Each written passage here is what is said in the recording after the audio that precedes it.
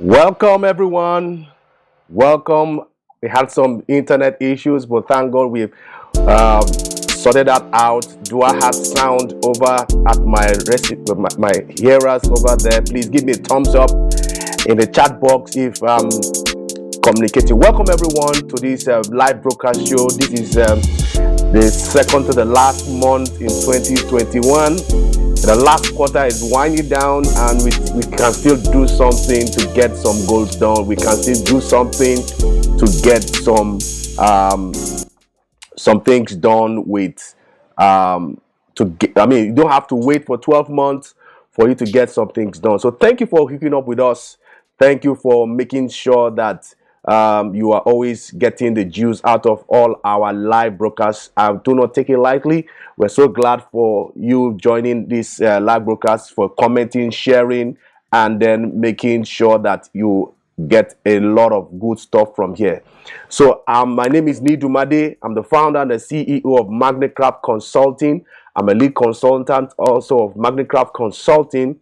Magnicraft Consulting is a church consulting firm that helps churches grow healthier through empirical assessment, trainings, and strategic blueprint. I'm a certified church consultant with the Society for Church Consulting in the US, and every week, 7 a.m. Nigerian time, GMT +1, we bring some good juice in terms of helping your church move forward. I'm the church health guardian of the 21st century. So a big thank you to all of you who are commenting, sharing our posts, asking questions, reaching out to us. Just before the live broadcast, there was a pastor that just reached out to me, and I had to just start up again the live broadcast again. So today we're going to talk something very important, and we're going to go straight down. Don't forget to get my book. my book on church retention, the pathway to growth, is very, very loaded. I want you to just make sure you grab the copy. If you don't know how to get the copy, I'm going to share my contact details. Get across to me, and then you'll be able to get those information on how to get it. So today we're going to talk on the 12 must-haves. 12 must-have church growth habit. 12 must-have church growth habit.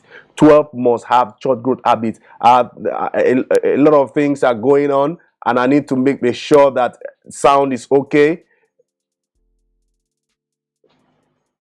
12 must have church growth habit is what I'll be focusing on. Grab my book on church retention, pathway to growth. And so I'm going to just quickly run them down. I cannot, if I'm going to spend 2 hours, 3 hours, it's not enough for me to, you know, so 12 must have church growth habits. Thank you. I can see you online. Give me a wave. Okay. If you look at the word of logic or mathematics, 2 times 2 is equals to 2 plus 2. I wish I had a blackboard here to let you know how variables are very powerful, and then the signs also are very, very powerful. But the thing is that if you replace 2 with 10 and the other 2 with 1, that's 10 times 1. It will not be equal to 10 plus 1. 10 times 1 is 10, but 10 plus 1 is 11. Now, you might think that addition is more important than multiplication, because 10 times 1 is 10, but 10 plus 1 is 11, and 11 is more than 10. But you see, by the time you begin to make the variable, you can see that there's a place where addition makes sense, there's a place where multiplication makes sense. And church growth is a combination of the additions and the multiplications. Okay? And if your church needs to get to the phase of addition and multiplication, then you must understand the church growth that is taking place in your church. You must also overcome the gravity of subtraction, and then you must also have a consistently high church retention rate. So I want to just run this down on the 12 must have for your church to grow. It's a 12 must have habits that you need to get your church to grow. I will run that quickly. Okay, number 1, replicate leadership. That's what Jethro, the father-in-law of Moses, gave to of Moses when he was overwhelmed with the workload of growth. Okay, the people of God, of the Israelites, have already grown so big in millions, and they needed to structure out the leadership in such a way that the leadership can begin to sustain that growth. Because if you don't structure for the growth, your growth will collapse back to declining. So replicating, have a leadership development pipeline so that you are able to chunk out good disciples, good leaders in your church. Number 2, have enough room for people. Okay, both in your facility, spiritually, physically, mentally, emotionally. You must have the room capacity for people. If your capacity can only be able to manage 100 people, and that's what you will get. If you're able to work on your capacity to get 1,000, that's what you will get. So make sure that you have the spiritual capacity to enough room for people, the physical capacity, the mental capacity, the emotional capacity, because your capacity can be a lead towards your church. So all the time, make sure that you ask the question: do I have enough room spiritually for people? Do I have enough room physically for people? The rules have changed, but make sure that if 20 people of your congregation should bring 1 person, do you have the room to accommodate them? Do you have the emotional intelligence, the positive intelligence, the social intelligence, the IQs to be able to make sure that you have enough room for people? Because church is about people, not building. Church is about disciples, not the building. Church is also about the convert, not the building. Okay?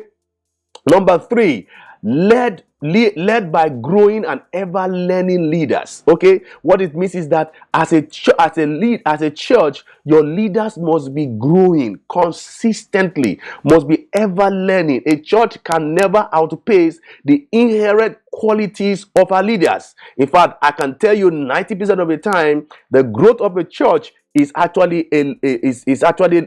placed by the lead of where the inherent qualities of the leader is. So if a church, one of the church growth habits is that the leaders must be ever growing and ever learning. So because when the leader is growing, then the body will grow. Number 4, are outwardly focused to the community. So in terms of evangelism, outreach, budget, your church must be Great Commission church, where they are putting money where it matters in terms of evangelism, in terms of discipleship and outreach. Your budget tells you that the activities you value here are the ones that actually take you outside the four walls of the church. Okay, number five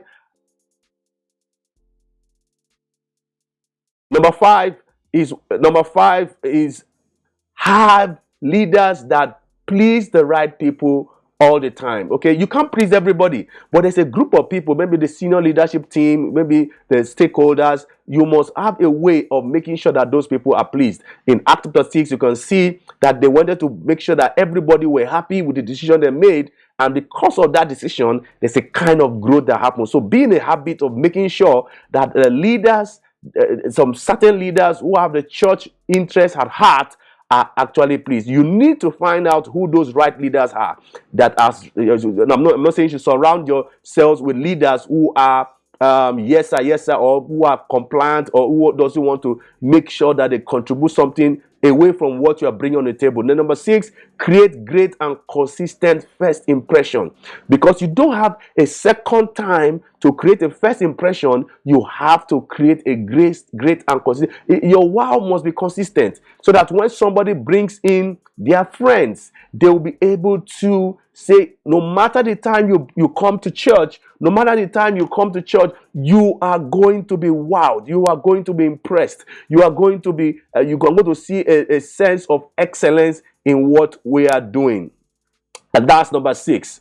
Number 7, know who they are and what they are about. Okay? Identify crisis cripples church growth momentum.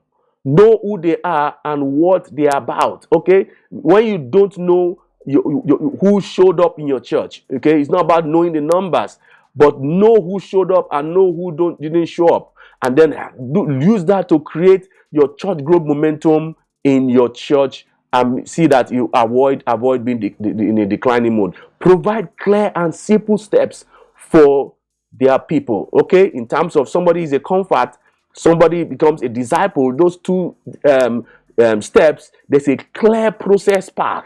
There's a clear discipleship pathway that everyone in the church knows and they love and they come to accept and acknowledge. You have to provide that clear, simple steps for people to follow, to disciples, to be matured as disciples, and also to become members of your church. Number 9, hire for who they will need in the future. So make sure that you have to consult the demographics and the psychographics of your community and what it would look like in 5 years, 10 years, 15 years. So begin to hire, get people on board that will get you to where you want to get to in the future. So you hire for the future structure, or for the future structure of your church growth, so that you don't begin to structure for now, you structure for the future.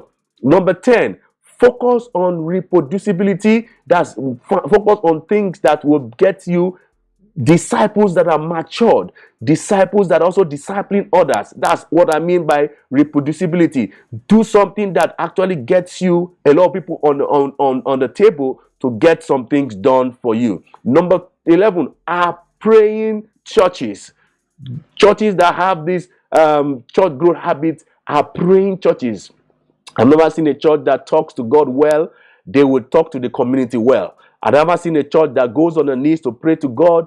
they will have a way of reaching out and witnessing to the lost souls in the community. So they are, because the thing is, the eyes of them that do not see the light of the gospel do not see the light, because their eyes have been blinded by the God of this world. And you need to engage the powers of heaven, the supernatural powers, by praying to ensure that you get people to be taken away from the shackles of the enemy into the kingdom of their son. And then the number 12, the last one, have periodic assessment and evaluation on your church. Now, see that systems mean caregiving systems. Your caregiving network, your pastoral systems must be such that it's also dependent on your life cycle. Where are you on the life cycle? Because the way you network, you provide caregiving network for a church of 50 is different from 500, is different from 5,000. So your caregiving network systems, then E has to do with